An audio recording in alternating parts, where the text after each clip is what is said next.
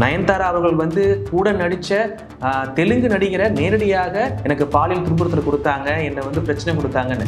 அதற்கெல்லாம் வந்து அவங்க எந்த ஒரு குரலும் கொடுக்கலை. இவங்க தன்னுடைய வாழ்க்கையை வியாபாரம் பண்ணுறாங்க.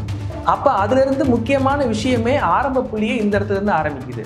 அப்போ அதை வியாபாரமாக எடுக்கிறதுல என்ன தப்பு இருக்குது? பாலை தூக்கி அந்த பக்கம் போட்டாங்க ஓடிடி தளத்தில். இந்த பாருங்கப்பா, நான் சொல்லிட்டேன், இந்த மாதிரி இருந்துச்சு, நீங்கள் எதுனாலும் பார்த்துங்க. ஒரு பக்கம் வந்து பார்த்தீங்கன்னா நம்மளுக்கு பிரபலமும் கிடச்சிருச்சு படத்துக்கு, இன்னொரு பக்கம் பார்த்தீங்கன்னா நம்மளுக்கு இந்த 10 கோடி ரூபாய் பிரச்சனைக்கான சால்வும் கிடச்சிருச்சு. நேயர்களுக்கு அன்பு வணக்கங்கள். நான் உங்கள் தண்டோர தமிழன் ஜஸ்டின். இன்றைக்கு நம்ம எதை குறித்து பார்க்க போகிறோம் அப்படின்னா, நடிகை நயன்தாராவிற்கும் நடிகர் தனுஷுக்கும் இடையேயான ஒரு மோதல். இதில் என்ன காரணம் இருக்குது, 2 பேருக்குமே வந்து திட்டமிட்டு இந்த செயலை செய்கிறார்களா அப்படின்ற ஒரு கோணம் வந்து எழுந்திருக்கு. அது சம்பந்தமான சில விவாதங்களை வந்து மேற்கொள்ள வேண்டியது இருக்குது. இந்த தனுஷ் நயன்தாரா இடையேயான மோதலில் யார் யார் பலனடைகிறா அப்படின்ற ஒரு விஷயத்தை வந்து பார்க்க வேண்டியது இருக்குது. நயன்தாராவினுடைய இந்த ஆவணப்படம் இன்றைய தினம் வெளியாகிருக்கு. இது ஆரம்பிக்கிறதுக்கு 2 நாளைக்கு முன்னாடியே ஏதோ திட்டமிட்டு செஞ்ச மாதிரியே தெரியுது. இந்த விஷயங்கள் எல்லாமே சாதாரணமாக வெளியே வந்திருந்தா இந்த அளவு மார்க்கெட் கிடைச்சிருக்குமா அப்படின்றது மிகப்பெரிய ஒரு கேள்விதான். ஒரு மிகப்பெரிய ஒரு நடிகை, மிகப்பெரிய ஒரு நடிகரை வந்து நேரடியாக ஒரு விமர்சனம் செஞ்சிருக்கிறது தமிழ் சினிமாவுக்கு இது புதுசு அப்படின்ற மாதிரி தான் எனக்கு தெரியுது. சின்ன சின்ன நடிகைகள் அங்கங்கே வந்து சில விமர்சனங்கள்லாம் வச்சுருப்பாங்க, அதெல்லாம் வேற விஷயம். பட் ஆனால் ஒரு உச்ச நடிகரை, ஒரு உச்ச நடிகை வந்து விமர்சிச்சிருக்கிறது இதுதான் தமிழ் சினிமாவுக்கு புதுசு அப்படின்றது நான் நினைக்கிறேன். நான் முதல்ல அந்த 3 செகண்ட் வீடியோவுக்கு 10 கோடி ரூபாய் தனுஷ் அவர்கள் கேட்குறாரு, இதில் என்ன நியாயம் இருக்குது அப்படின்ற மாதிரி நயன்தாரா கேட்டிருக்கிறாங்க. 3 செகண்ட் வீடியோவாக இருந்தாலும் சரி, 1 செகண்டாக இருந்தாலும் சரி, ஒரு ஸ்டில்லாக இருந்தாலும் சரி, அதற்கு உரிமையானவரிடம் ஒத்துழைப்போடு அவருடைய உரிமம் பெற்று தான் நாம் வந்து அதை பயன்படுத்த முடியும். இந்த யூடியூப்பு, ஃபேஸ்புக்கு இதெல்லாம் வந்து வேறு கணக்கு, அதை விட்டுருங்க. அதை நம்ம பயன்படுத்துகிறோம் அப்படின்னா அதற்கான ஷேரிங் ரெவன்யூஸ் எல்லாமே போயிடும். அதுலேயும் இந்த ஃபேர் யூஸ் பாலிசின்றதெல்லாம் இருக்குது. இதை பயன்படுத்துகிறவங்களுக்கு நல்லா தெரிஞ்சிருக்கும். ஆனால் அதே இது வந்து இது ஓடிடி தளம், ஒரு மிகப்பெரிய ஒரு பட்ஜெட்டில் வந்து எடுத்துருக்குறாங்க. அப்படின்ற பட்சத்தில் அது வச்சு நிறைய வியாபாரம் இருக்குது. அப்படின்றப்ப பணங்கள் கேட்குறாங்கன்றப்ப அதை வந்து இதாகணும். முதல் குற்றச்சாட்டு எப்படி இருக்குது அப்படின்னா, ஒரு மற்றவங்கள்ட்ட இருந்து ஒரு இரக்கம் தேடுற மாதிரி இருக்குது, அதே நேரத்தில் ஒரு சென்சேஷன் கொண்டு வரணும் அப்படின்ற மாதிரி இருக்குது.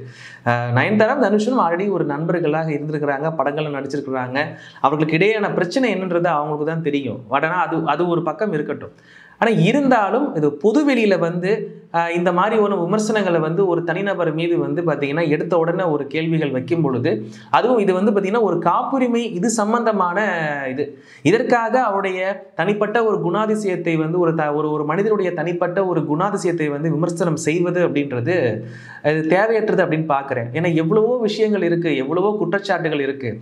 நயன்தாரா அவர்கள் வந்து கூட நடித்த தெலுங்கு நடிகரை நேரடியாக பிக் பாஸ் நிகழ்ச்சியிலே வந்து பார்த்தீங்கன்னா நேரடியாக அவர்களே சொன்னாங்க, எனக்கு பாலியல் துன்புறுத்தல் கொடுத்தாங்க, என்னை வந்து பிரச்சனை கொடுத்தாங்கன்னு. அதற்கெல்லாம் வந்து அவங்க எந்த ஒரு குரலும் கொடுக்கல. எவ்வளோ பிரச்சனைகள் ஓடிக்கிட்டு இருக்கு தமிழ் சினிமாவில், நிறைய பாலியல் குற்றச்சாட்டுகள் இருக்குது அப்படின்ற மாதிரி இப்போ கூட எவ்வளோ பிரச்சனை போயிட்டுருக்கு. ஒரு காப்புரிமை, இது ஒரு பொதுவான விஷயம், இது ஒரு அலுவலக ரீதியான ஒரு விஷயம். இதை பொதுவெளியில் கொண்டு வந்து இவங்க இதை பேசணும் அப்படின்றதுக்கு என்ன காரணம் அப்படின்னா, இவரை குற்றம் சாட்டி இவரை வந்து ஒரு குற்றவாளி போல ஒரு நிறுத்தணும் அப்படின்ற நோக்கோட தான் இருக்கிறதா வெளிப்படையாக தெரிகிறது. தனுஷ் மீது வந்து பிரச்சனை சொல்றதுக்கு முன்னாடி வரைக்கும் நயன்தாராவினுடைய அந்த ஆவணப்படம் குறித்தான ஒரு பெரிய டாக்கிங் வந்து எதுவுமே கிடையாது, எந்த ஒரு இதுவுமே இல்லை, ரொம்ப சைலண்டாக இருந்துச்சு. ஆனால் அதே இது நயன்தாரா அவங்களுடைய கண்டனத்தை வந்து தனுஷ் மீது வந்து தெரிவித்த உடனே அவ்வளோ பெரிய ஒரு டாக்கு, எல்லா முன்னணி ஊடகங்களும் இது குறித்து வந்து பேச ஆரம்பிச்சிட்டாங்க. இன்றைக்கு இது ஓடிடி தளத்தில் வந்து வெளியாகிருக்கு அப்படின்றப்ப எல்லா க்ரௌடுமே போய் பார்ப்பாங்க. ஸோ பர்டிகுலராக வந்து இதுதான். அது போக நம்ம இன்னொன்று முக்கியமாக பார்க்க வேண்டியது என்ன அப்படின்னா, இவர்கள் பணம் வந்து 10 கோடி ரூபாய் இவர் கேட்டிருக்கிறாரு, 10 கோடியை விட்டுருங்க, பணம் கேட்டிருக்காரு, இது எதற்காக, ஏன் இதை கேட்கணும் அப்படின்ற பட்சத்தில் நீங்கள் ஒரு கதை, திரைக்கதை இதனுடைய வந்து புரிதல் இருக்கும் பட்சத்தில் வந்து நல்லா யோசித்து பாருங்கள்.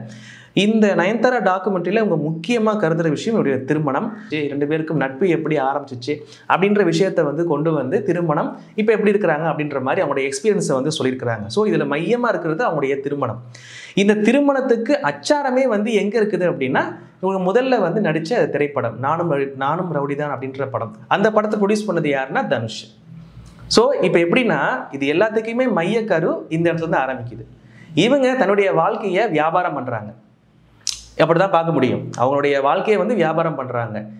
அதை அப்போ அதுலேருந்து முக்கியமான விஷயமே ஆரம்ப புள்ளியே இந்த இடத்துல இருந்து ஆரம்பிக்குது. அப்போ அதை வியாபாரமாக எடுக்கிறதுல என்ன தப்பு இருக்குது? இந்த ஒரு கேள்வி வருது. இதில் ரொம்ப ஸ்மார்ட்டாக பிஹேவ் பண்ணது யாருன்னா நயன்தாரா அப்படின்றத தான் நான் பார்க்குறேன். இந்த காணொலியை கண்டிப்பாக ரொம்ப முக்கியமானது. ஸோ இதை பயன்படுத்திட்டோம், இதில் வெளியே கொண்டு வந்த இந்த விஷயத்த ரைட்டு ஓகே, அவங்களையும் வந்து 10 கோடி கேட்குறாங்க ரைட்டு. இப்போ இந்த விஷயத்த வெளியே சொல்கிறது மூலியமாக தனக்கு நல்ல பேரும் கிடைச்சாச்சு. ஒரு பக்கம் பொதுவாக சொல்கிறேன் நான், தனக்கு வந்து ஒரு கட்டசி கிடச்சிரும், ஒரு இறக்கத்தன்மை, என்னடா ஒரு பெண்ணுக்கு ஒரு 3 செகண்டுக்கு இந்த மனுஷன் 10 கோடி ரூபா வாங்குறாரு அப்படின்ற ஒரு விமர்சனம் கிடச்சிரும்.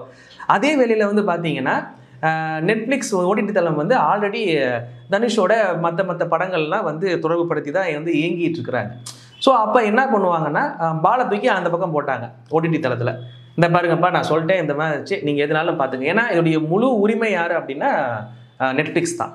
ஸோ அவங்க என்ன பண்ணுவாங்கன்னா காம்ப்ரமைஸ் பண்ணி சரி இல்லை சார் இந்த மாதிரிலாம் பார்த்து கொஞ்சம் இது பண்ணுங்கன்னு காம்ப்ரமைஸ் ஏதாவது பேசி என்ன பண்ணுவாங்கன்னா இதை சால்வ் பண்ண பார்ப்பாங்க.